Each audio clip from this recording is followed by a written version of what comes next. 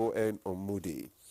Ohaneze to President use visit to seek release of 1.3 million Nigerians in Indian prison. Then we have the picture of the Indian Prime Minister with the FCT Minister and the Minister of State for Foreign Affairs, Mrs. Bianca Ojukwu. Well, Chooks, APC knocked out. PDP's the headlines. Yes. Knocked out like a bout. Yes. Like the Tyson fight. But it was practically predictable. You know, we know polls in Nigeria get influenced by those who want to be voted in. They are not as scientific as what we see abroad. But anyway, didn't somebody say that Kamala Harris was marginally ahead of Trump? And at the end of the day, Trump took all the 7 swing states. Took the popularity vote. So our polls here are not very reliable. But I want to think that many of us thought that Ayedatiwa, Nigerian names must never be messed up by broadcasters. No way. Very important. I think many of us knew he was going to take it, clinch it. And the good thing is that the CSOs are not talking about the vote buying, the malpractices. The opposition party, the main opposition party, PDP, expectedly. Because in Nigeria, nobody ever says it went well. Expectedly, especially if accuses people of manipulating. And both candidates from the PDP and APC were deputy governors of the late governor of Ondo State. Yes, and so it should have been battle royal. Yeah. But you see, in Nigeria, you have to live with the fact that people still vote for kith and kin. Yeah. We've not matured out of it. I pray for the day when Africa will start voting for the man who actually will deliver. It doesn't matter where he comes from. So it's a fact of our current life. Yes. We accept it. We'll get past it. Yes, the Indian Prime Minister was here yesterday. Narendra Modi. Narendra Modi. Yes. And Demola read something. 1.2 million Nigerians in Indian prisons.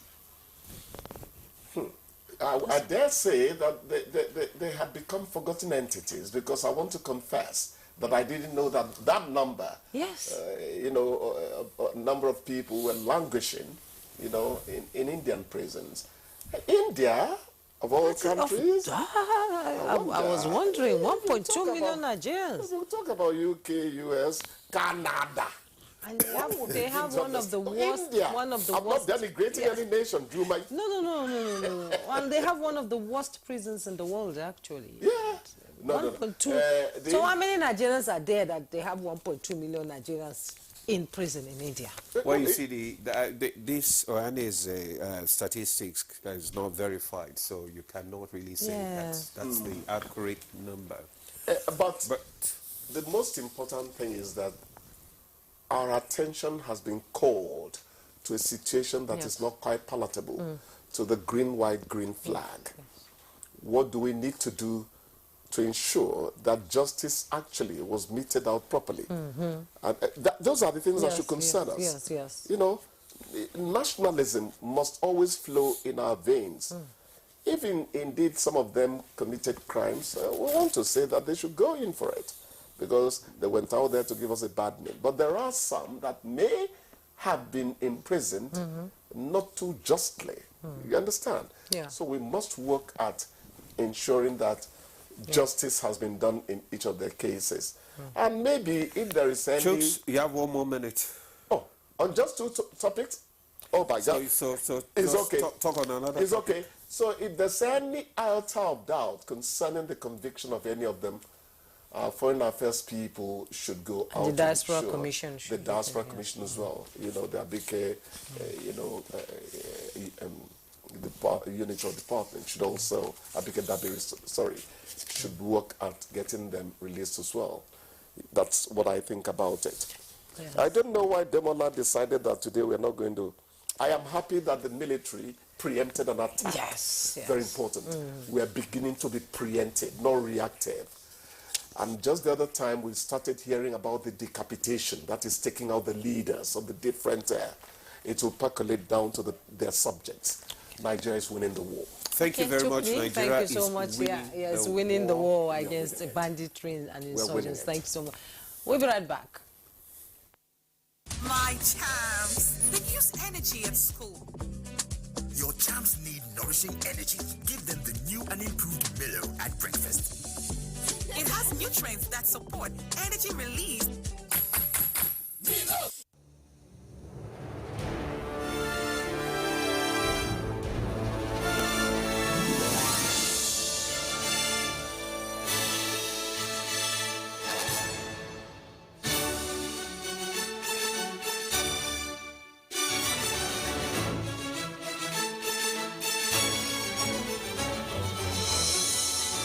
Cube, unwrap joy, unleash taste.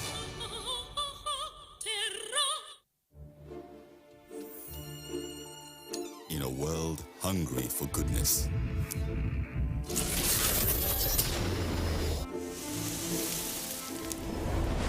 with a splash of golden Terra oil, a mom can transform a frown into a smile. Make a lunch hour a happy hour. Change no thanks into yes please. Provide care when our nearest and dearest needs it most. And resolve family feuds without blowing a whistle. Providing tasty, nourishing family meals is all that matters. The world needs moms, because where there are moms, there is hope, happiness, and love. Golden Terra Oil, or pure love. The counsel of our fathers. My advice to these young people is please do not take us back to those harrowing days. You probably do not know what it is. Nigerian youths, let's build our nation together.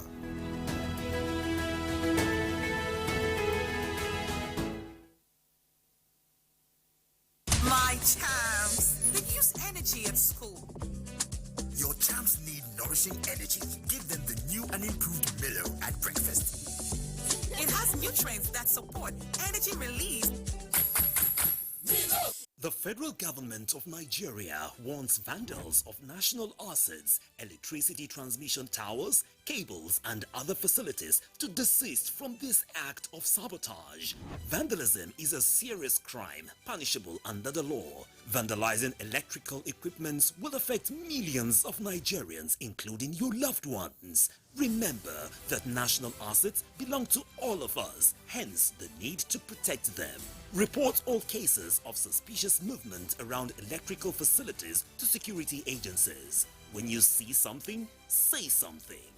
This message is from the Federal Ministry of Information and National Orientation in collaboration with the National Counter-Terrorism Center, NCTC, Office of the National Security Advisor. Nigeria means a lot to me. And Nigeria means peaceful cohesion. My country.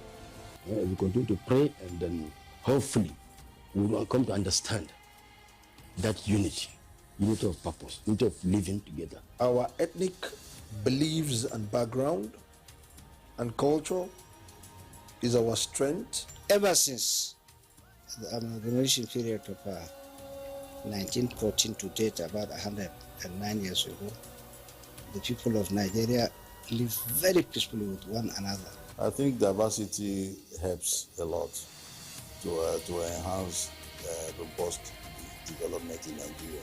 All over the country, you have so many ethnic groups, over 250. That is enough to tell you that this is a blessed country, and God has kept, together as one indivisible entity.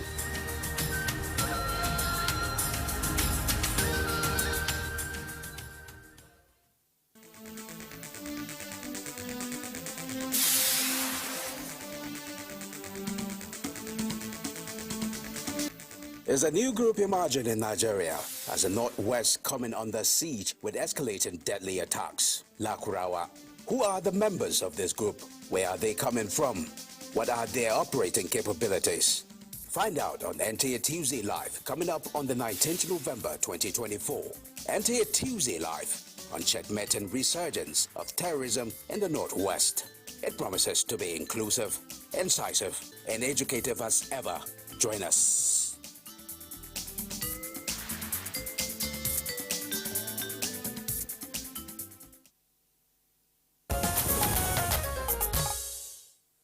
Well, thanks for staying with us. You're still on to Good Morning Nigeria on the network service of the NTA. Just before we bring in our panel of guests for our conversation on the review of Ondo governorship election, let's take this background report by Ibrahim Bello Gunda.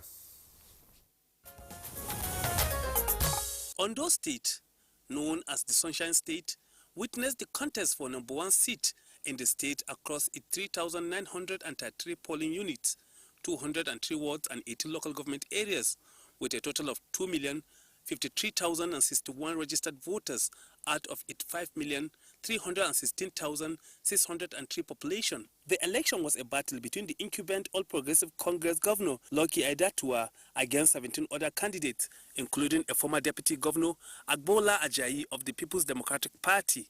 18 political parties contested in the polls with promise to better the living condition of the people, among others. The much anticipated Ondo State governorship election took off last Saturday, November 16th, which was described as peaceful in most parts of the state. Observers say the process witnessed low turnout of voters compared to previous exercise, with negligible reports of electoral infringement. However, the Independent National Electoral Commission, INEC, was able to distribute electoral materials and ensure smooth process in most parts of Ondo State. After computation of results from the 18 local government areas, the Independent National Electoral Commission, INEC, declared Lucky Aiyedatiwa of the All Progressive Congress as the winner of the Ondo State governorship election. Aiyedatiwa defeated his closest rival, Agbola Ajayi of the People's Democratic Party, having secured 366,781 votes against Ajayi's 117,845 votes. The APC also clinched victory in all 18 local government areas of the state. Labour Party and Zenith Labour Party polled 1,162 and 2,692 votes, respectively, with others trailing behind. The results were announced by the coalition officer, Professor Olayemi Akinwumi, at INEC State Headquarters in Akure. While reacting to the governorship election in Ondo State, the leadership of the People's Democratic Party said the election runs short of all expectations of a free, fair and credible election, citing widespread election monetization and vote buying. But the question is, after the election, what next? What should Ondo State residents expect in the coming days? How should the other opponents behave in the spirit of sportsmanship while ensuring it is all about the good of the state and its people? These and more will be the focus of Good Morning Nigeria. Thank you, Ibrahim Bello Gunda, for the background report. And joining us now in the studio for a review of the Ondo governorship election is Faith Nwadishi, Executive Director, Center for Transparency Advocacy. Thank you so much for joining us. Thank you for having me. It's been a while. And also here in the studio is Nick Dazang, former Director of Voter Education and Publicity, INEC. Welcome. Thank you. We've had you over the weekend and you're still here. Yes. Thank you so much for your time. My pleasure always. Yes, as always. All right. Also joining us here in the studio, we have Hamza Lawal, is the Chief Executive Officer, Connected Development. Hamza, you're welcome to Good Morning Nigeria once again. Thank you for having me. Good morning. All right. So let's kickstart our conversation this morning by reviewing that the last Saturday governorship election. Let's start with Madam here, Faith. You were there all through last week, I guess. I mean, you were on ground, you saw what happened, and from your assessment, what would you say are the key factors that influence Saturday's governorship election in the outcome of the election on the governorship election in Ondo State? Thank you, and thank you again for having me. The Ondo election, if I want to assess the key factors, I would assess it by the participation of the different stakeholders. So let me start first with INEC. I think INEC learned a lot from what happened in Edo, and made a commitment to work on that. For instance, the logistics. The logistics was near perfect, but not perfect. It cannot be perfect.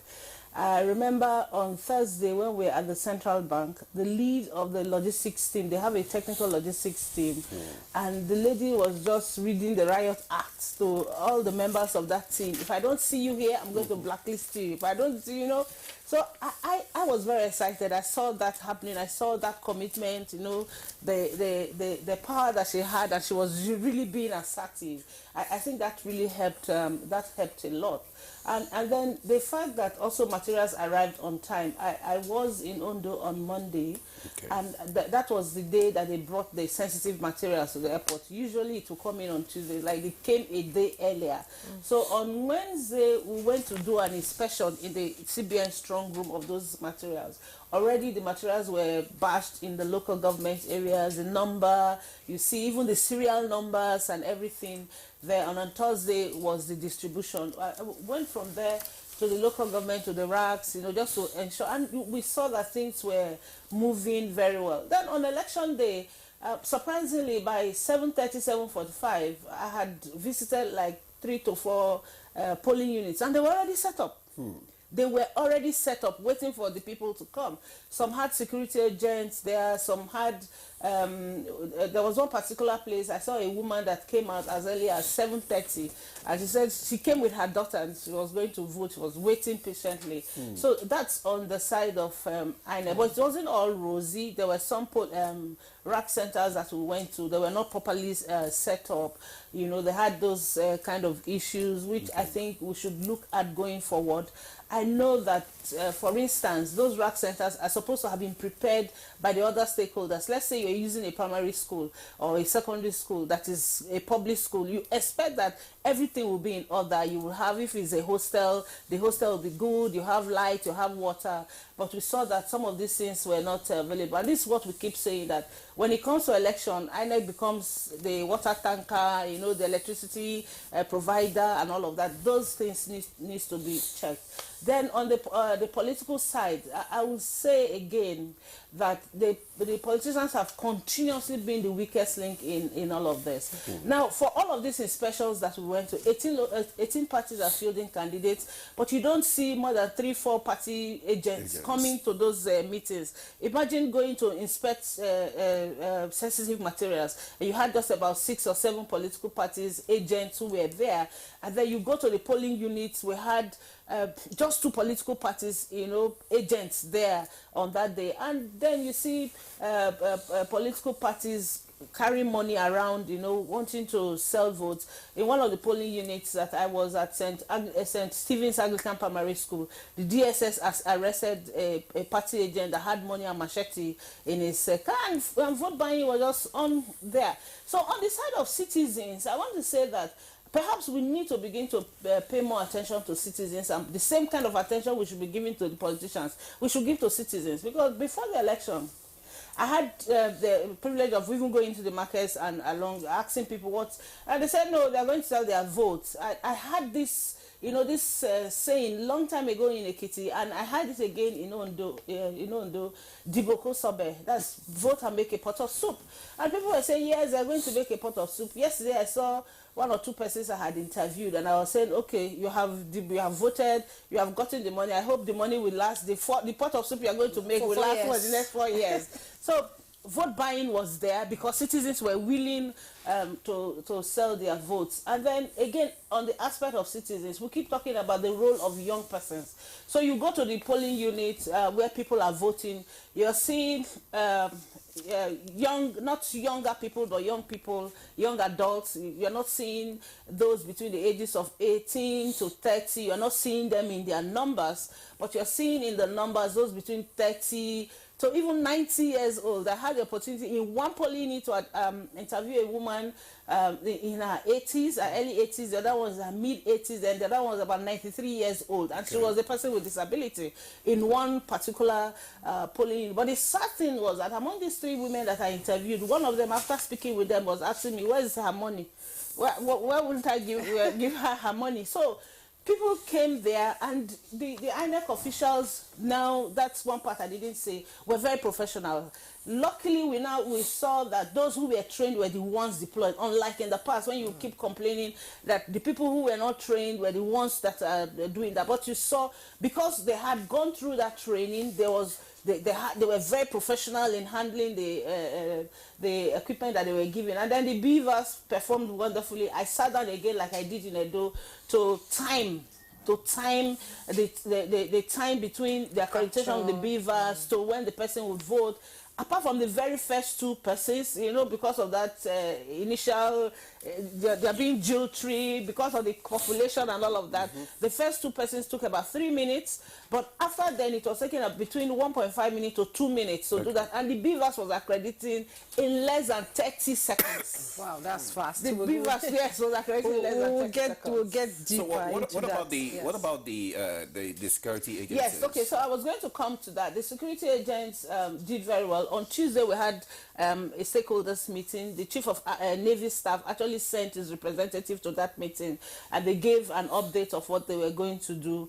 But we had a little bit of challenge because the Inspector General, there were 3 different figures that were branded by the police that they were going to deploy. There was this 22,000, then after 35,000, and then the early morning on Saturday or Friday, on your program, I saw also the police representative talking about over 36,000. Yeah. So we weren't sure of the actual number from 22 to 35 and then to over 36,000. They said they were going to have at least 4 policemen on the polling unit. However, what we found were there were 4 security officers in each polling unit, but not 4 police officers. Okay. So when you go to the polling unit, you're seeing 1 police officer, 1 immigration, road safety, depending on who is there. Okay. Even the correctional service, they were there. But they were just there. And there was one particular polling unit we went to, and we saw a nursing mother, security agent nursing mother. And I asked her, how old is your son? And he's 4 months.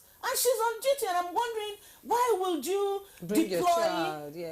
deploy a nursing mother out here? That's but I've never seen that. This is the first time I'm seeing that. So apart from all of this, I think the security agents overall did very well. But the whole issue of vote buying, and one of our expert team members in the polling unit, was at a police officer actually approached him asking for money. He thought he was a party agent.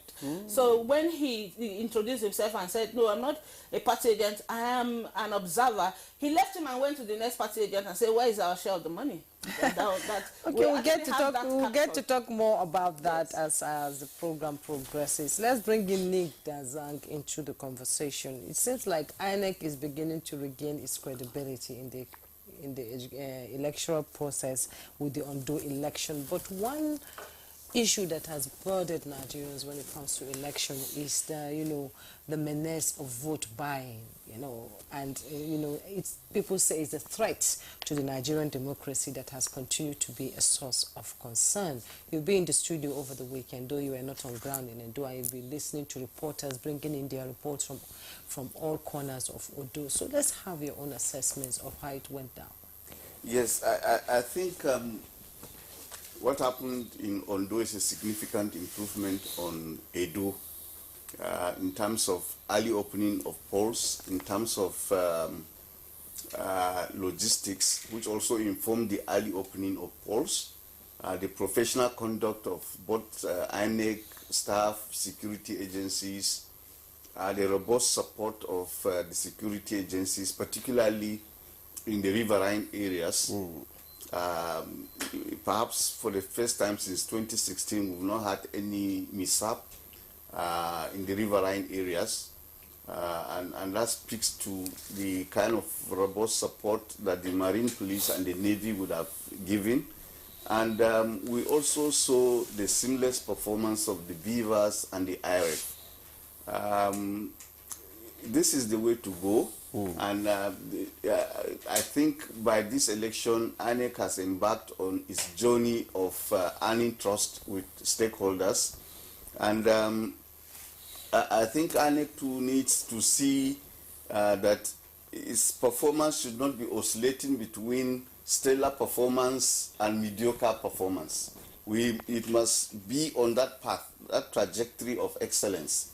And I say this because they need to ensure that Nigerians don't see what happened in Ondo as a fluke, as a flash in the pan, as something that just happened by mistake. It needs to be sustained, and the sustenance is important for continuing to earn trust and for also the conduct of subsequent elections, because Anambra is the next off-cycle governorship election, and Anambra is more challenging. It has always been more challenging than Edo and Ondo and Osun and Ekiti put together, in the sense that, number one, since the past 3 or 4 election cycles, no voter turnout in Anambra has crossed the 20% threshold. Why is that? So, and it has to do with a lot of factors. Okay. One of which is that over time we have seen heightened insecurity, particularly in 2020, when the federal government had to intervene to ensure that elections took place in Anambra, and where at the last minute a lot of ad hoc staff pulled out of the election. And when that happens, there are consequences for the fidelity, for the transparency of the election, because you would have trained people, like she has observed, and then the person you have trained has withdrawn with the knowledge that you have conferred on him, that you've invested in him, and now you are recruiting someone who has not been trained. He's not proficient in using the beavers or the IRF. He does not know the processes, you know. And even now, as we speak, there are issues. For example, the electoral access, the superior presiding officer, I mean the supervising presiding officer, the SPO, at each polling unit has the right to direct the security agencies to remove anyone who is conducting himself against the laws and conventions of voting on election day. Okay. For example, if vote buying is taking place in a polling unit, the presiding officer is by law expected to direct the security agency to effect the arrest of the person perpetrating that. But it seems to me that most of the ad hoc staff don't even know that they have that power, because someone has not done his job of telling them that, look, when this happens, this is what you ought to do. So what happens during the training? Are they not told? So that's what I'm saying, that yes, this needs to be captured in view of what is happening. We have seen over time, I think in not less than 15 years now, the rampant deployment of money to buy and sell votes. Politicians weaponize poverty, and they take advantage of this poverty to buy the votes of vulnerable Nigerians. And also the system is such that the returns on investment of any business in Nigeria is highest at the political level. So we need to make political office unattractive. We need to make political office service-driven. It shouldn't be a place where people just go to ingratiate themselves, to luxuriate in the office. People should deliver good governance. And at the same time, we need to work on the citizens.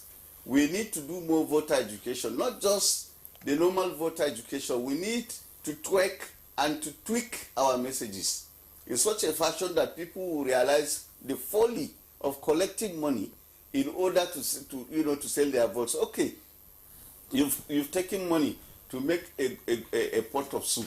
How long will that pot of soup last? Will that pot of soup provide a road for you? Will it provide a hospital for you?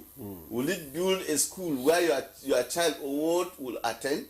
You know, so this unbalance, when you now bring up this to the fore of electoral discussion, you let people know that, look, this is what you are doing. You are shortchanging yourself by so doing.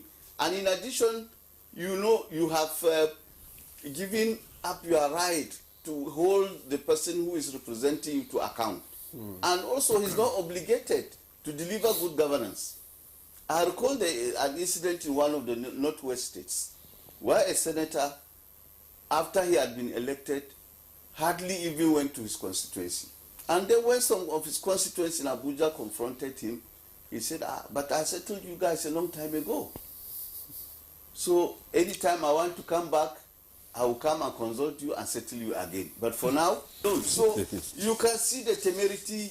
A sad situation we find ourselves. And the sad situation in which we find ourselves, because you have already mortgaged yourself.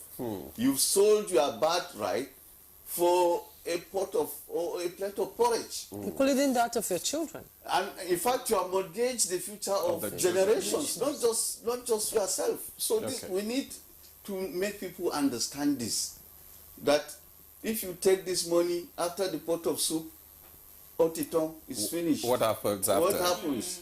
So we need, the voter education also needs to reflect the coloration of the dimension of the bad things that are happening in the field. Not just, you don't just go and say, stop this. Let people understand why they should stop it. Stop it. You know, we need to be more imaginative. We need to be more proactive. We need to appeal to people's sense of patriotism. And the only way you can do it is to make them understand that when you do this, you are the loser, you know, for it. And the other man does not have any obligation towards you anymore. Thank you very much, Nick, for that, your contribution there. We need to tell people that you can take the decision, but what is the consequences of your decision? That is the most important thing. Yes. You have raised a lot of issues, the issue of voters' education, the issue of sustainability of the INEC performance this election. Let's come to Amza. I mean, before the election, there was so many permutation, prediction, and all that. Many people actually expected that Ondo election would be better than that of Edo State because of the foreseeing the stress or the tension in Edo and all that. Would you say the outcome actually aligned, you know, with the prediction of the election and everything like that? Would you say the outcome of the election aligned with what was predicted? Oh yes, it did align with some of the prediction. We know that Edo was heated, the polity was heated because of the players, but that of Ondo was not heated. In short, we saw that the politicians in Ondo probably learned from Edo. We didn't see a lot of fake news, misinformation and disinformation. We didn't see a lot of threat or hate speeches by this political class. So it was commending and encouraging that both the ruling and opposition party were not at loggerhead. And we saw that even during the peace accord, no one opted out that they would not sign onto the peace accord. And they actually attended most of the civil society gathering.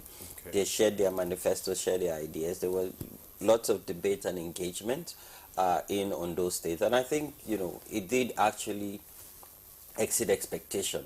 And even post-election, we've not seen any post-election agitation or violence that usually erupts, you know, after results have been announced and winners declared. Yes, we know that some political parties and politicians would always reject the results, which has been the trend. We've not seen statesmanship where people would accept or congratulate whoever emerges winners.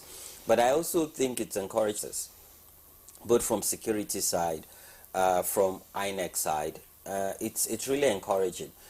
Again, as much as we want to talk about some of the expectations and how citizens or the electorate play their own role, I would try not to blame them.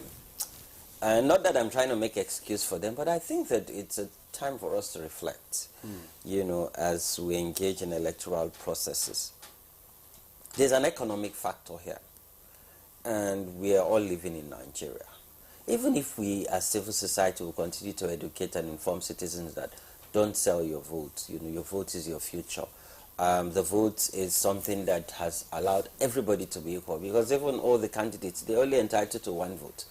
But I think that it has all started with the money politics. And you see, yeah, I agree with my sister, Faith. But I think we need to focus on the politicians. You see, if you look at every election cycle, everybody is ready, but the politicians are never ready. The only thing they are ready about is money. And it starts from internal party democracy. How they self-party nomination and expression of interest form. How they deal with the primaries, either direct or indirect primaries. How they deal with consultation. And how they believe that they need to amass so much money or go and get money bags or political sponsors and bring money on election day. Let's go back to even the off-cycle election of Kogi, Bayelsa, and Imo. Money played a lot in Bayelsa. That it started from 5,000 and went as high as 15 to 20,000. So it was about the highest bidder. And it's so sad that even post-election, there was no review. What we had expected is civil society and security will come and say, how can we curb these banners? I give it to DSS because their stink operation, we've seen that it's yielding results. I'm not sure why EFCC would do an operation and you would bring your badges and you bring your banners or your jackets writing here. If you see people buying or selling vote and they see EFCC from a distance, they would run. But nobody saw DSS coming because it was a stink on the ground. They caught the guy red-handed, so they were evident. Okay. And you know, there was civil society observers, even had media. It was carried live because I was watching it live when they did the stink operation and recovered Ghana Must Go full of cash. I think we need to focus on these politicians and look at how economically it is impacting our election, because you cannot separate election from economics. It is what is obtainable from the economic reality that we would see in the after or during and the aftermath of election. Now, people did not come out to vote. So if economy or cashless economy, that you know, and maybe somehow we need to work with all these anti-corruption agencies to try tracking who's withdrawing this cash, and maybe with the, I'm sure we can work with the CBN and bankers to see how these monies are moving and target the serial number. So whoever is coming to pay back this money, how did you get this money? And then interrogate and investigate and hold these people to account. Why? It is criminal to bring money on election day to buy vote. It is criminal. The law frowns against it. And I think the law enforcement agents, particularly the police, must rise up to the occasion. You see, I say police because either you say DSS, you say EFCC, ICPC, all of them. The police have more powers because they are the apex law enforcement agency. The police does not even need a petition to investigate or summon anybody. They have those powers as prescribed by law. And they must rise to the occasion. But it is really sad and disheartening. Because if we continue like this, maybe we'll go to Anambra. And then, because you see, like you said, Anambra is, the dynamics in Anambra is complicated. Yes. And if we don't nip this by the ball, then what happens even when we go to 2027 general elections? Which is just around the corner with time. How time flies these days. Before you know, it's 2027. Madam Faith, he talked about the youths, you know, not willing to participate in the electoral process. But some school of thought also say they must participate to bring change.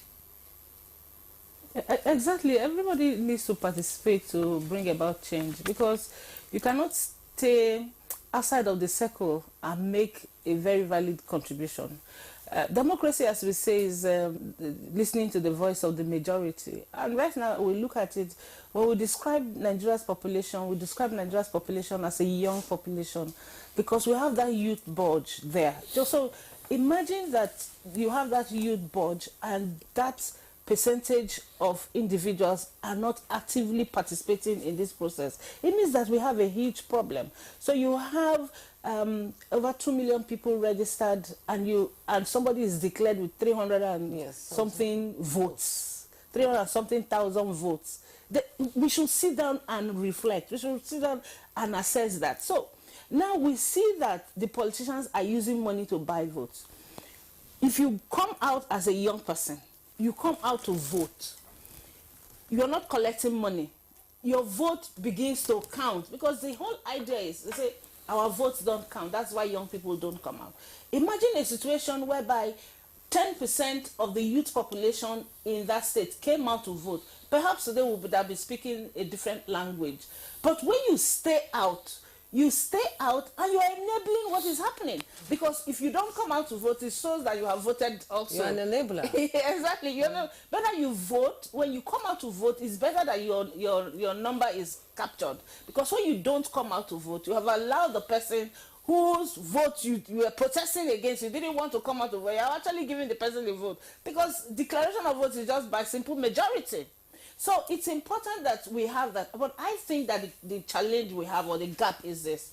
In our schools, we teach civic education now.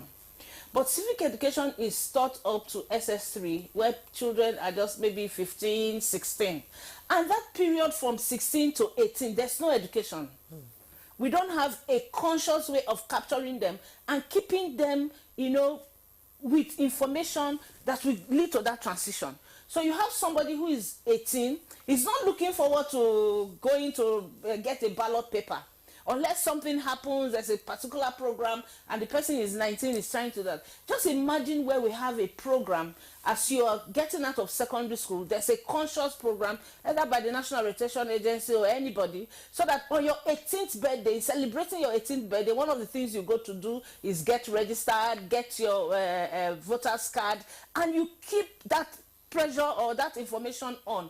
It will give people the encouragement to want to come out to vote. So all of these things we're talking about that, and I agree with what Hamza said about the AFCC and the way the security agents do that. So when you speak with it, and really I must commend the Navy, because I just said we had a meeting with them on Tuesday, and the Chief of Naval Staff actually sent a representative to that meeting, and they told us what they were going to do, and that's exactly what they did. And I'm sure that's what also led to the success that we had for the first time in the riverine areas in Ondo State. So you have that situation. In that same polling unit where you saw the DSS, you know, arresting that person, the EFCC came there.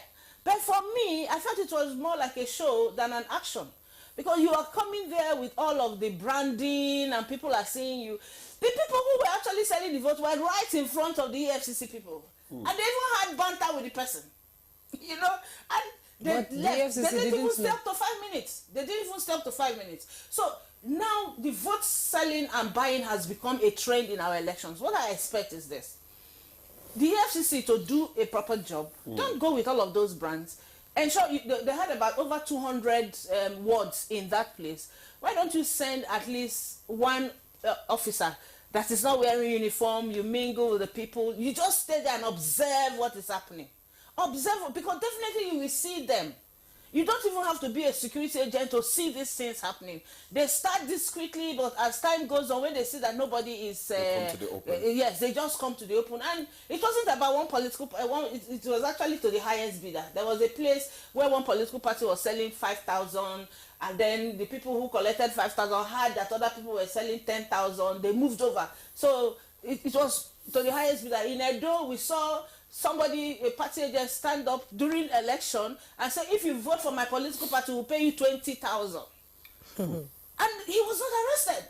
The police is there. And that's why I come to the point about having the SP or the presiding officer being the one to say, take this person out. The police and the security agents, they are there. They know what is happening. Do they have to wait for the SPO to say? Most of these security agents say, even if we arrest them, when they are taken to the police, they are released.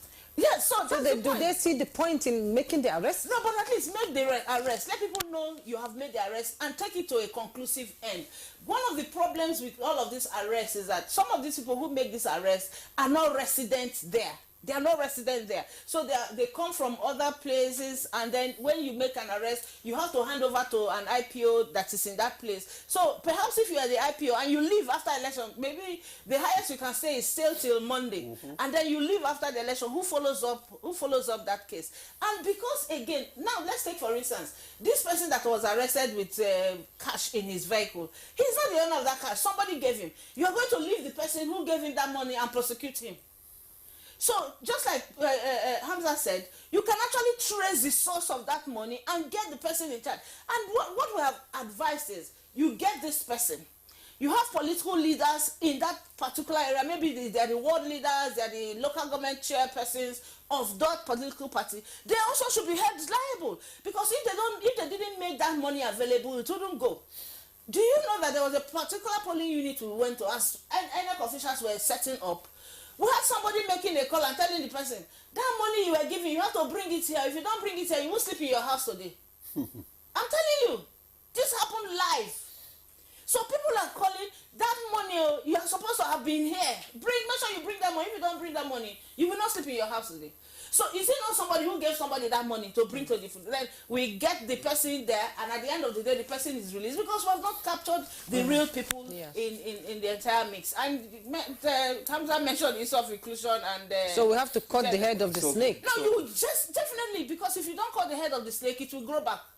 Besides the money factor, what other factors actually influence the turnout of the election? So, like for instance, interestingly, the woman I interviewed that's 93 years, I'm sure she's even more than 93 because she was really old. Unfortunately, the beavers didn't capture her, but she was not disturbed about the fact that the beavers, people testified that when she came for the 2023 election, they captured her immediately, but they didn't capture her. I asked her what has been her interest in doing. She said, number one, she cannot stay at home where election is happening and she will not come out to vote. She was being practically carried. You know, and then number two, she has been hoping for a better Nigeria. She cannot say that it's not improving, it's improving. If she dies, she wants to die a happy person that she has contributed to that. And I was wowed. And I was imagining that, imagine young people have this kind of mentality. That when you come out to vote, you're actually contributing to seeing a better Nigeria, a better governance, where you can hold people accountable. But when you stay out, you enable them to continue to do what they were doing. So, number one is the mentality of people that they have, oh, votes are not counting. But I keep asking people, if votes are not counting, why is it that politicians are paying more money for our votes? Why? Because you don't want to put money where your return on investment is zero. We just established the fact now that political office is where you have one of the highest return on investment. So if you don't do all of those things to get elected. Now, before the election, campaign was not, you have these razzmatazz especially in the Southwest. It was calm. The citizens were even concerned that they have not seen when they will give them T-shirts and all of that. It was not happening. I said, don't worry, they will bring out the money on election day. And they did. And that was what happened. So increasingly, aside from the mega campaigns, maybe the campaign they go to the local government headquarters, we're no longer seeing those that you see drums on the street every time, 247 until they say campaigns are no longer there. It's not there. And people will say, no, there's hunger in the land, though. I said, you see this thing here? I said, it's money they used to do those. Don't worry, they are keeping the money. And there's another thing. We have also found that the connivance of community people, especially community leadership. Okay. So you go to a community and they say, if you are not going to vote for this so person, don't come out to vote. That's happening. You'll be threatened. Yes. If you know you are not going to vote for so person, don't come out to vote. So you are imagining somebody has come out, spent money, putting electoral processes together, gotten people, and then on the day of election, the person is getting 0 votes. Because of the threat. Because of the threat. So people don't come out, and that's another thing. I think the security agents need to be able to do that. I think it was in either Oshun, when we had a meeting with the DSS and all of that, and that was when the trend started coming, and we started seeing that that's happening. So the connivance of the community leaders, and even religious leaders now, if the religious leader said, this is our candidate, they will tell you. So you just know, our guy at the top has said, this is where we should go. There's no need. If you don't believe it, you can just say something happened, though. That's why you didn't come out, because you don't want to offend anybody. That's happening. The issue of intimidation is also there. Now, one thing that happened in this Ondo election, and I see from most of the polling units, citizens themselves, after voting, they deliberately show their ballot paper. The polling unit I spent most of the time, the INEC official there, she almost lost her voice. She had to now threaten that if we see you show your paper, there were security agents there. Do you understand what I'm saying? There were security agents there. If we see you show your paper again, we're going to declare your vote null and void. You will know, in fact, we will bring it out from this box and we do that. But immediately after she said that, the next person that voted did the same thing. And security agents didn't do anything. So, Mr. Nick, what is the point of having 30-something thousand security agents, during election? What is the point of having these people there? If this, what Faith just outlined now, can still happen, what is the point? Well, I think deployments are informed by the total number of polling units. and collation centers. And in this election, for example, we had a total number of 4,154 centers plus polling units. We had 3,933 polling units. And also don't forget that Ondo is peculiar in the sense that apart from having the longest coastline in Nigeria, it borders about 5 to 6 states. It borders Kogi State, Osun State, Ogun State, Edo State, Delta State. And you need also to secure the inland waterways. It's not enough for you to escort the ANEC officials to their polling units and escort them back. You must also secure the maritime environment. That is, you must also have gunboats, because on those days, hoodlums come out also to hijack ANEC officials, as we saw in 2016, where ANEC officials were coming back from Isedo from Ilaje to Akure, and on their way they were hijacked. Ballot boxes were stuffed by those hoodlums, and they were compelled to take them back. You know, so you need sometimes that kind of deployment in order to meet these exigencies. And also don't forget, and I've said this before, that in the general election, the challenges are such that they are thinly spread. They are thinly spread, and most of these people who constitute campaign councils, membership of campaign councils, like these, our governors, excellencies, each one will be concerned with his own turf, with his own area. But where you have off-cycle governorship elections, you will see 10 to 20 governors converging in a state with their followers and with other things, you know. What are the other things? that are likely to be deployed to influence the conduct of the election in favor of their candidate. So, you know, the concerns are many, because all those things that are likely to conspire against the election they increase in number. Whereas in a general election, you could see that the security people are thinly spread, everybody is thinly spread, because you are dealing with over 100 and something polling units and collation centers, and you need to deploy to have at least some presence, security presence in this area. So these are the considerations. Okay. And I think for some time, and I think this can be supported empirically, since we started conducting off-cycle elections, there has been a correlation between confidence in the process and the presence of security agencies. Once people see the the security agencies ahead of the election, and they even do what they call show of force, it sends a message to miscreants that for this period you cannot, you know, operate. I know in time past, even before off-cycle elections became the norm, based on court orders, that in some areas where there were miscreants, what the security agents used to do was that, for example, in Metama, if they knew of a gang of miscreants, on a Friday or Thursday before the conduct of the election, they invite their gang leader to the police station. And once the guy does not return, it will send a message to his followers that they have to behave themselves. But now it has, you know, things continue to change. And the security agencies too continue to change their modus operandi. Okay.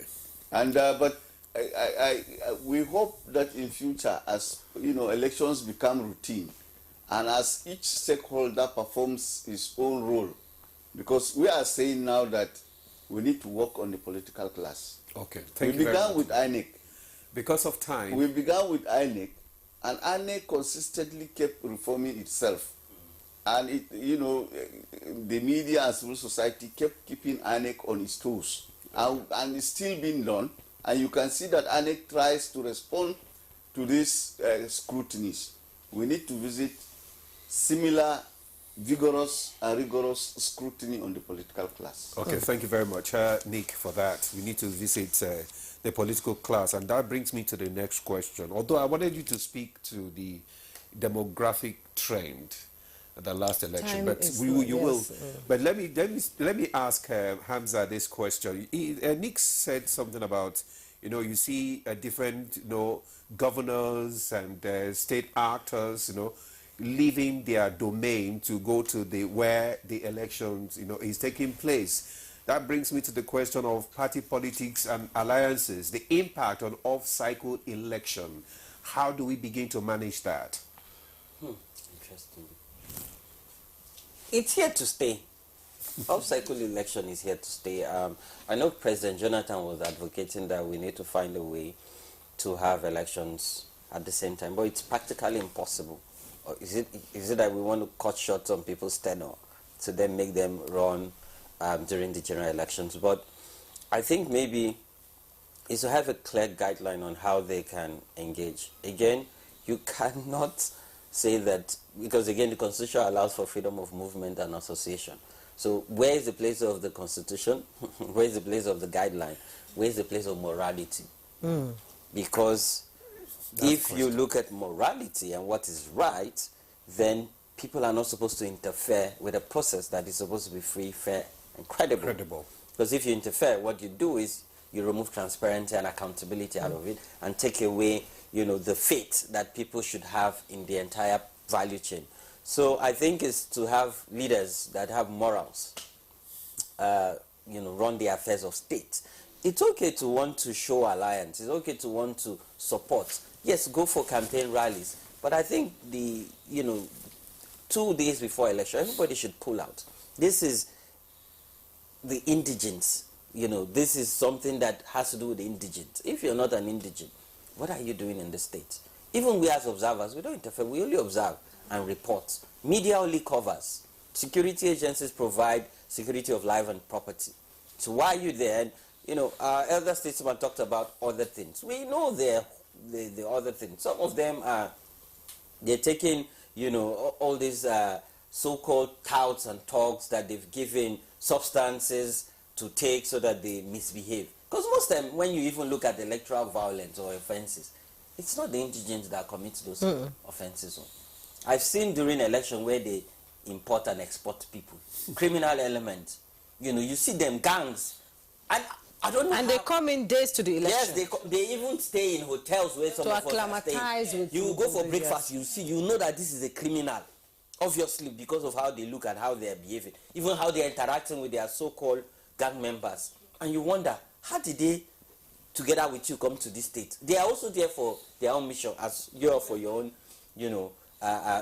law-abiding mission. So I think that, maybe INEC has to lead this front, this campaign, and talk to these governors and say, yes, it's okay to come to the state to support your party and their candidates, but you have to excuse us to do our work.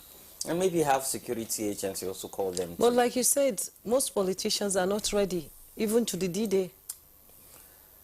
Again, that's the place of morality. And this is a wake-up call to citizens. And I agree with Faith. If you don't engage, don't complain. Because if you don't engage, why are you complaining? You're complaining that things are going bad. But for you to fix them to be right, you're saying you would not engage, you will not vote, you will not get registered to vote. It's none of your business. If it's none of your business, then allow the people who have taken this process as a business to mind the business. Because obviously it's now becoming a business for some people, because we're not supposed to have transaction of vote buying and vote selling. It's only in business transaction you do this. So I think that if we have, you have over 2 million people that are registered to vote. If you count the person who won, the runner-up and the 2 other runners, not up to 1 million. It's not up to 500,000. So it means that about 25% decided the outcome of this election. Not even up to 50%. So I think whatever happens in the next 4 years in Ondo State, people should not complain. And I think we need to start telling people the truth, because as civil society, we want to give hope. No, if things are going bad, then It is the consequence of your actions. Okay, all right, thank you. Madam, now from the outcomes of this Ondo election, what lesson can be, gotten from it for the subsequent off-cycle election, like the one we are going to have in Anambra? What lesson can be learned? The first lesson is that when citizens don't engage the process, anything can come out.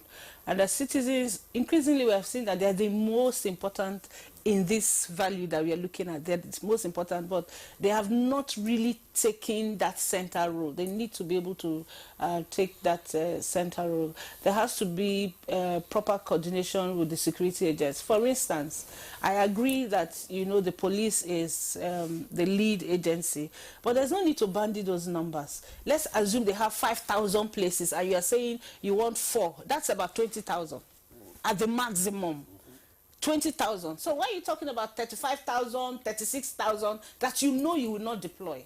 So if you have, then other agencies will bring their people. But if for Ondo, the police are taking 20,000, I'm just giving 5,000 because they have about 4,000 different areas. The polling units are just about 3,000 plus. If you put the RAGs, the local government, maybe the INEC headquarters and all of that, I'm giving them 5,000 places to go to, and you want to put 4 people. The maximum you need for deployment in Ondo State would have been 20,000. So we need to be able to get that right. Increasingly, that's what we need to do. Then there should be better synergy between the different the different security agencies, because that engagement that we had, you could see that the other security agencies were actually calling out the police. They were actually, each time they say, we know that the police is the lead agency, but we see this happen, There has to be a better coordination. And then I need to strengthen whatever logistics magic that happened in Ondo. They should strengthen it and make sure that it works better. Then the young people, we need them to come out and Young people are making, they're growing in other climes. Trump just appointed a 27-year-old lady to be press secretary of the White House. But we need them to elect a young person. All right, thank you very much. Nick Dazang, in 30 seconds, your thoughts in 30 seconds, please. My thoughts is, my prayer is that INEC will sustain this momentum, particularly against Anambra and other elections up to 2027. All right, okay, thank Nick you very Dazang, much. yes, we cannot take We can't take more. Yeah. So Nick Dazang, former Director of Voter Education and Publicity, INEC. Thank you so much for your time. And Hamzat Lawan, Chief Executive Officer, Connected Development. We thank you for coming. And my sister, Faith Nwadishi, Executive Director, Center for Transparency Advocacy. Thank you for having me. Thank you. So we take a break. When we return, our second topic will begin. Hey Nigeria, ready to breathe cleaner air and save money? Let's talk about gas. Drive with CNG, the smart, cost-effective choice. Fill up for less and travel further. Save money, save the planet. Switch to LPG for cooking. It's cleaner, healthier, and better for environment. Say goodbye to smoke and eye problems. Do you know Nigeria is a gas nation ranked 9th globally with over 209 trillion cubic feet of gas reserve? Gas isn't just for cooking and driving. It powers industries too. Cleaner, cheaper, and more efficient. And the best part, conversion centers are popping up everywhere. It's never been easier to switch to gas. Join the cleaner energy revolution. Choose LPG for cooking and CNG for your vehicles. Clean energy for brighter future. This message is brought to you by the Office of the Honorable Minister of State for Petroleum Resources, Gas, supported by the Nigeria Midstream and Downstream Petroleum Regulatory Authority, NMDPRA. My champs, they use energy at school. Your champs need nourishing energy. Give them the new and improved Milo at breakfast. It has nutrients that support energy release. Milo!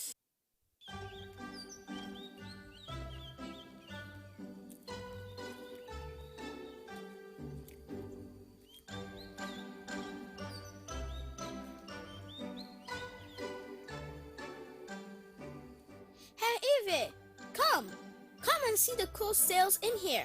Everything's on discount. Yeah, I saw it already. But you know what?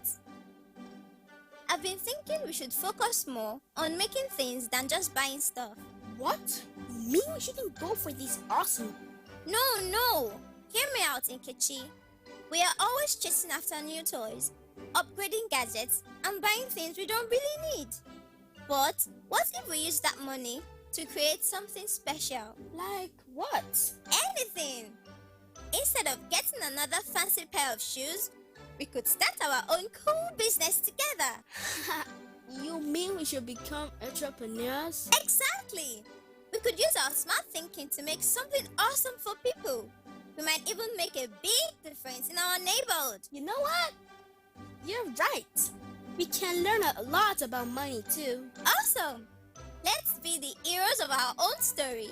Together, we can make a big change and break free from just buying stuff all the time. One right action can make a big difference, right?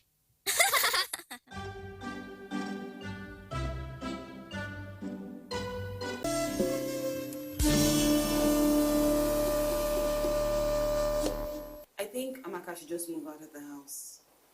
Yes. No. Standing out of the house is not the right thing to do. Oh, there you go again with your sentimental family stuff. Baby, if our aim is to stop this affair, it is best achieved under our roof. You do something terrible and you'll be acting innocent. What are you going on about? Don't ask me that question again. You couldn't even control yourself in the presence of our visitors. What are you accusing me of, woman? My son, I don't know how serious you are with my daughter, but there's something that needs to be done urgently before you move any further. Anything, just anything, just say it. I'm ready to do anything. There is a spell that needs to be removed. A spell? Family forever. The story of our lives.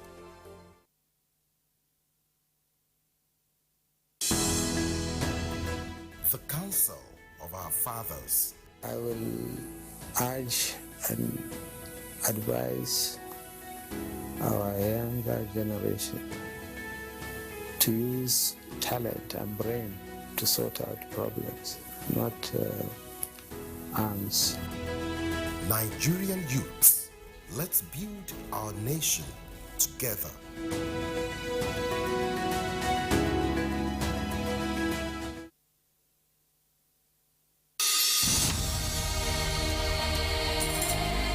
You have to move from the point where you protect and defend your religion to a point where you also recognize the rights of the other person, of the other religion, and protect it. So if I am protecting my own territory and my own people and trying to emphasize their rights and protect their rights, I should also be thinking about how to protect the rights of the others. Both Islam and Christianity recognize and defer to God, and both recognize the temporariness of the life of this world, and that ultimately we all go back to God for the day of reckoning, when everybody will render an account of his life on this temporary abode.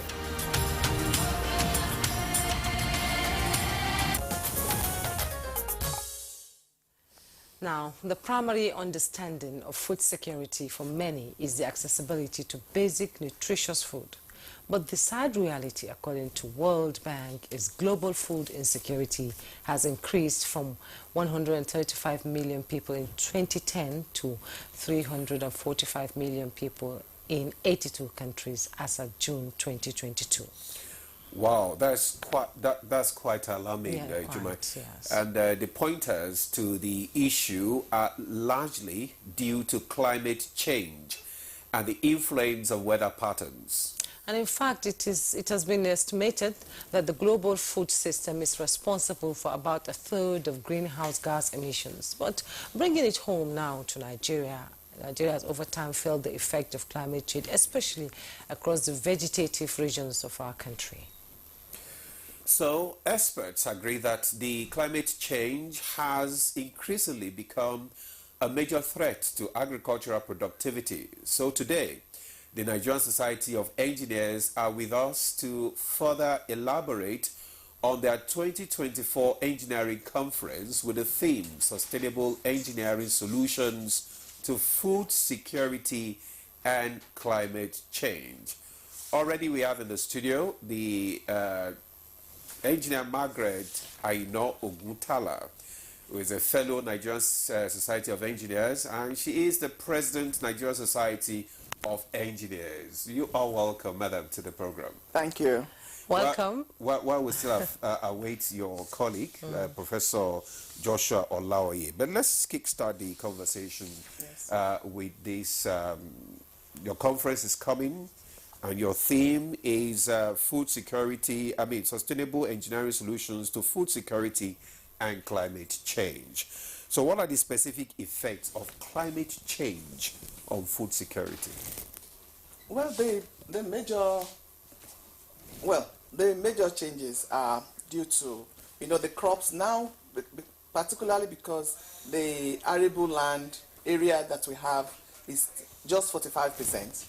And then the climate change effect has also come upon the crops and all of that. In those days, around this time, we'll be planting, there will be rains, there will be all kinds of things. But with the climate change now, all those things have changed. Okay. And so we don't have the rain when we should have it. We don't have the dry season when we should have it. So it's affecting the crops. And unfortunately, we also do not have enough, we have not made enough preparations for transportation, particularly for storage. Okay. So the effect of climate change is a lot more now on food, on the production of food, and on agriculture. Okay. And that's why we have chosen that theme. That theme. Well, while you were talking, your colleague just came in. Engineer Professor Joshua Olaoye is the chairman, National Institute of Agriculture Engineers. Professor, you're welcome to the program.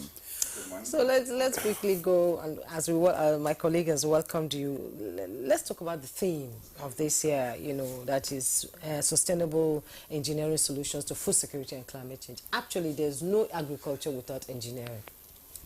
Yes, actually, for agricultural engineering position in agricultural development, it must be stated that we need to mechanize agriculture. We must go beyond the subsistence level of farming, and we need to mechanize all operations that is involved through the various value chains in the production of agriculture.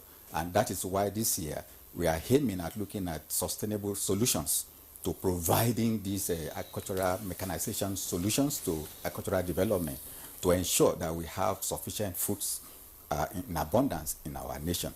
Beyond that, the issue of climate change is very, very important.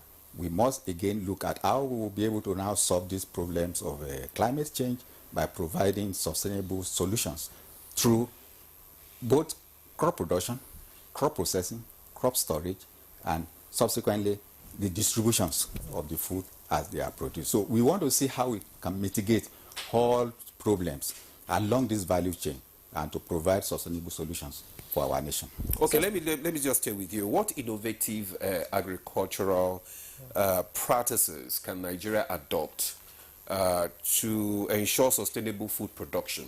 Yeah, it will also interest us to know that the world is turning to regenerative agricultural production. And I want to say that in the past, when our forefathers are really carrying out their farming operation system, these are the methods they were using. But unfortunately, some people came around telling us that we need to move away from soil. But these days, you discover that even globally, people are now talking about regenerative agricultural production system, where our forefathers are depending on rotational subsistence, where they carry out their various operational systems. And that is where we are now tending towards. We want to see how we can then develop regenerative agricultural production system, where we can then have the applications of new technologies like AI, like precision farming, to ensure that we now develop our agricultural system to ensure sustainable food production for the nation. Indeed, climate change has affected the farming cycle in Nigeria. The rains have come, they've destroyed a lot of, we had floodings in some areas, and now we're talking about subsistence farming and, dry season farming in Nigeria. So let me bring in Ms. Engineer Margaret into the conversation. Renewable energy, systems that has been used in other countries like solar, wind, hydro and all that. How are we imbibing bringing in these innovations into the farming system here in Nigeria? How are the engineers doing it, to raise awareness, to educate our farmers, to how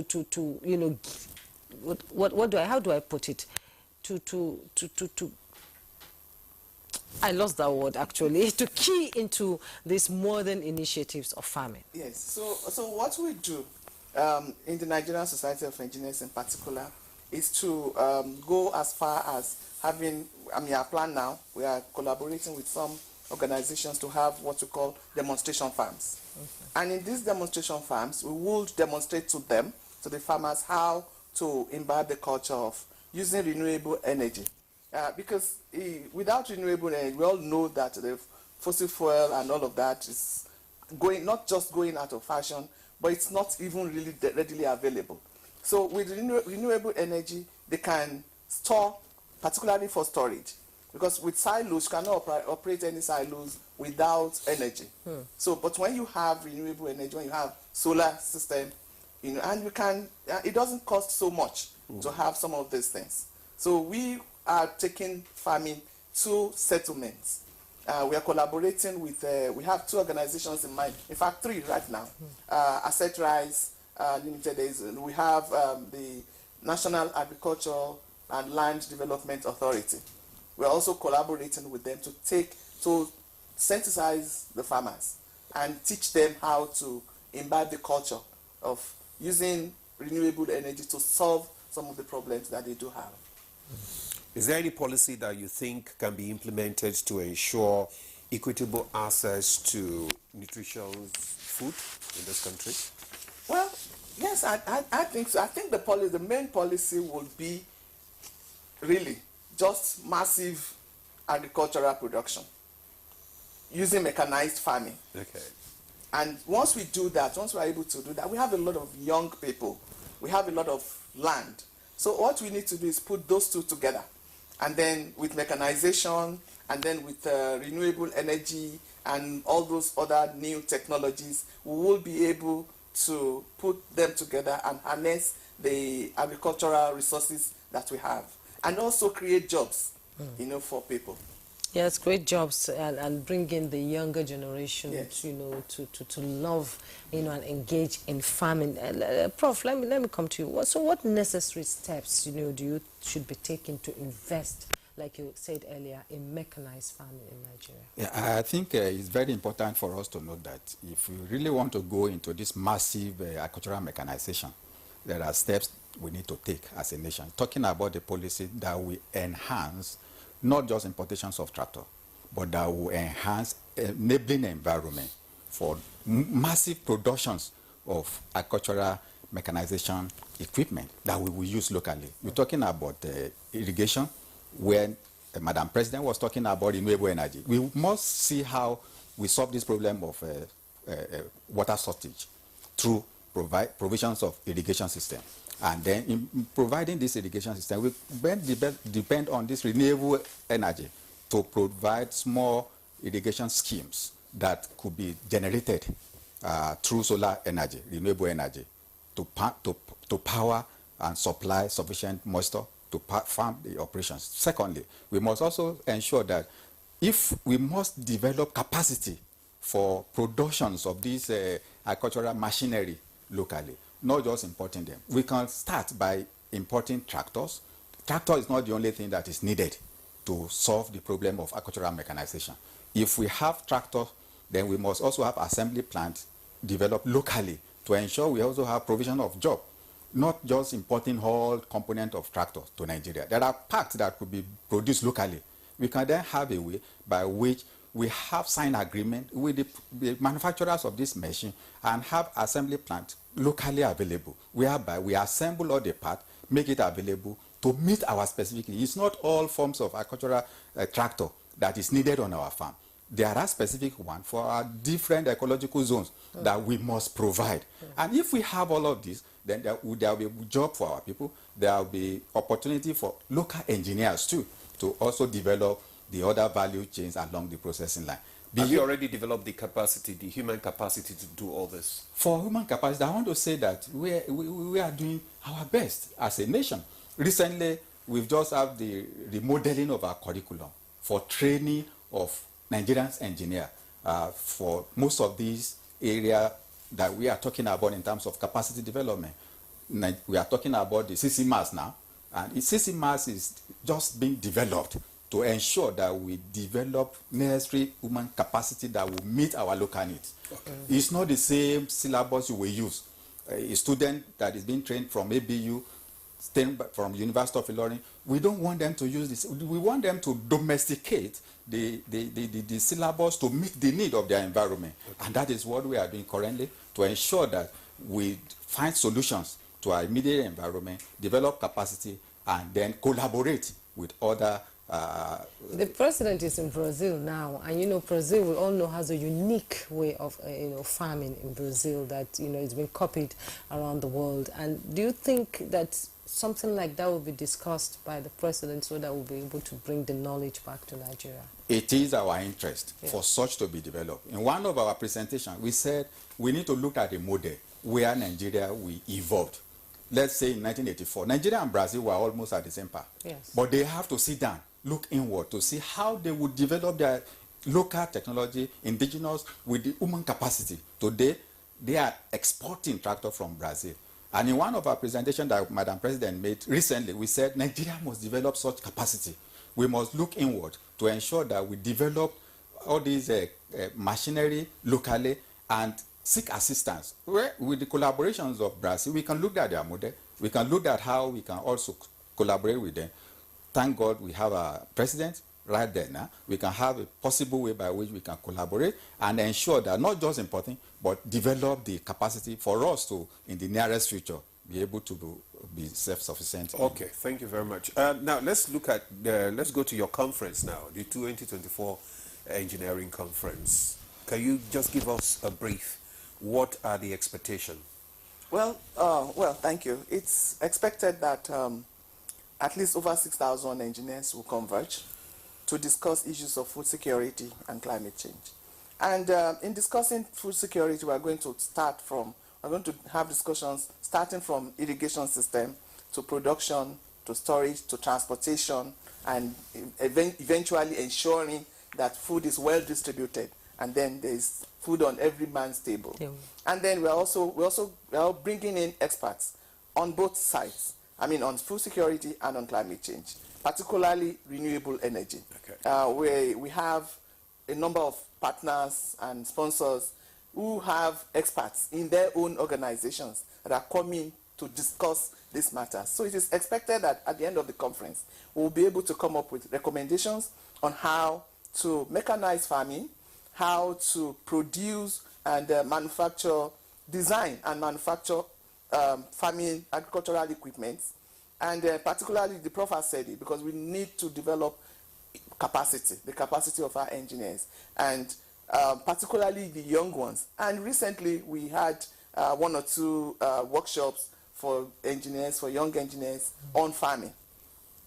So it is expected that at this conference, a lot of that discussion will come up. And we're also going to talk about standards, international standards of concerning agriculture and renewable energy. So some of our partners are already on ground. Some of the panelists are already on ground, ready to roll. So I would say that by Friday, we'll be able to come up with recommendations that will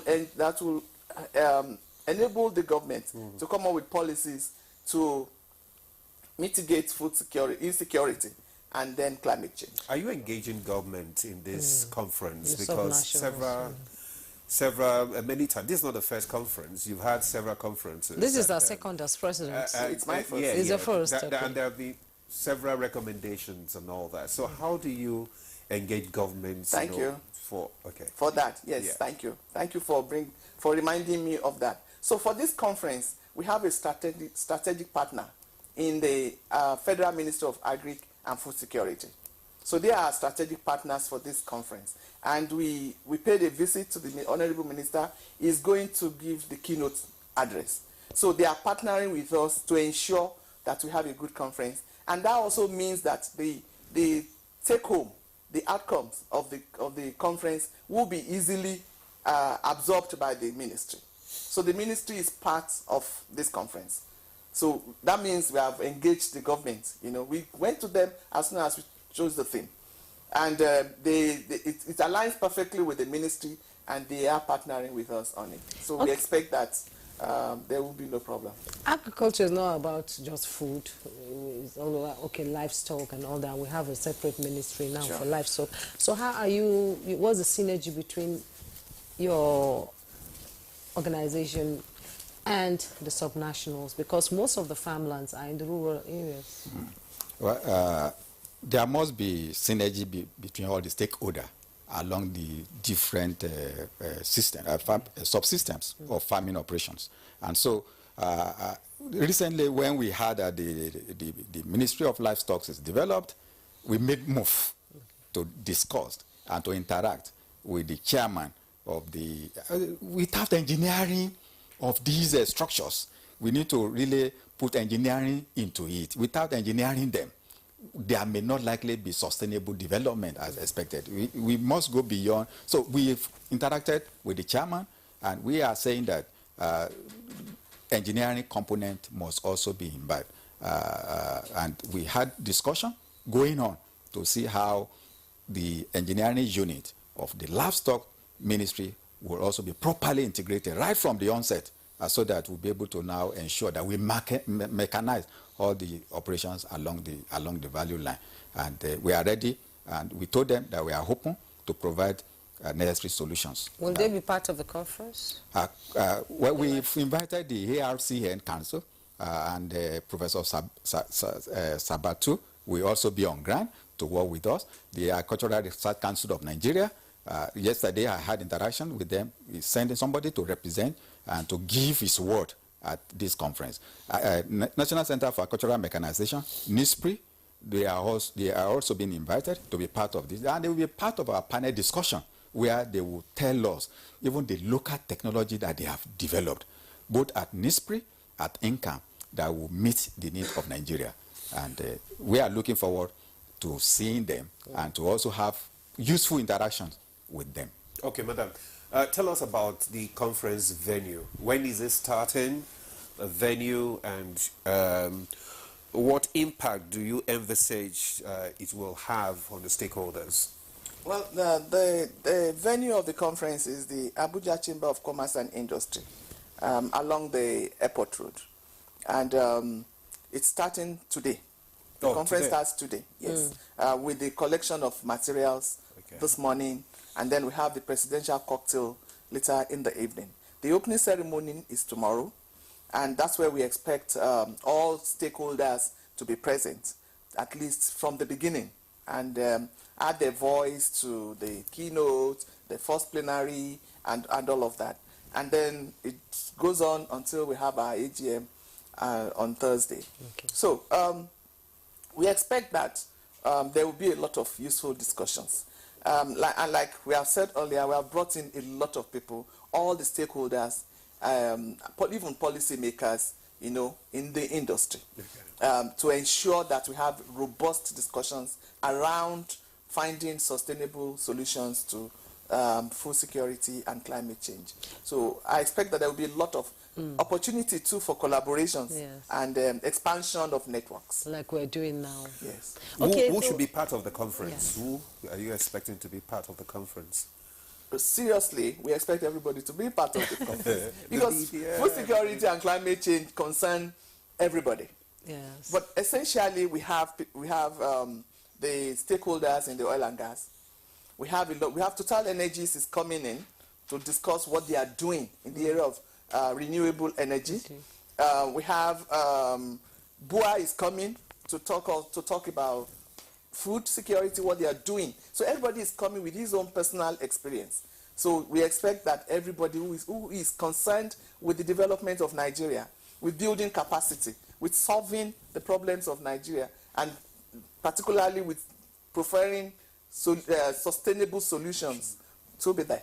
So no plan is perfect. Sure. Will there be challenges to implementation of the resolutions reached at the conference? There might be, but like you said, no plan is perfect. But we plan to follow up with, not just come up with the communique and the recommendations, we will follow them line by line and ensure that we do our best in ensuring the implementation of these recommendations. And that's why we started by bringing in the Federal Ministry, which is responsible for everything concerning agricultural production along the value chain of agricultural value chain and climate change. So we expect that we will do a lot of follow-up.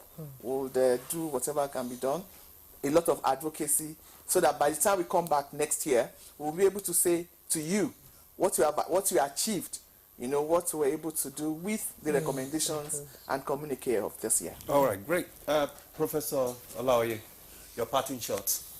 Well, we believe that this gathering will give us another opportunity to do it right, to look for possible way by which we can use our indigenous technology, advance them using mechanization to promote and advance agriculture in Nigeria. Okay, Engineer Professor Joshua Olaoye, Chairman, National Institute of Agricultural Engineer. Thank you so much for coming. Thank you very much. Thank you so much for your time. And Engineer Margaret Aino Oguntala, she's a fellow of the National Institute of Engineers, Nigerian Society of Engineers, yes. And as always, it's been a pleasure having you. As the first president, female president, we're glad you're still here. Thank you. So it's been a pleasure having you and giving us your input on the conference. Thank you. I hope you will be at the conference. We hope so. We expect to see you too. Yes, we wish you a successful outing there. Thank you. Thank you. So you're excited now, gender? Of course. When she came here the first time, we were all excited. Here and I were so excited. All right, that's good. In the male-dominated, when a woman is there. Thank you. Paving the way for other ladies to come up. Yeah. Okay, that's Good Morning Nigeria for today. Thanks so much for your time. Join us again tomorrow for another episode of the program. I am Jumai Yasuf. And I am Nadim Alade. Do have a good day.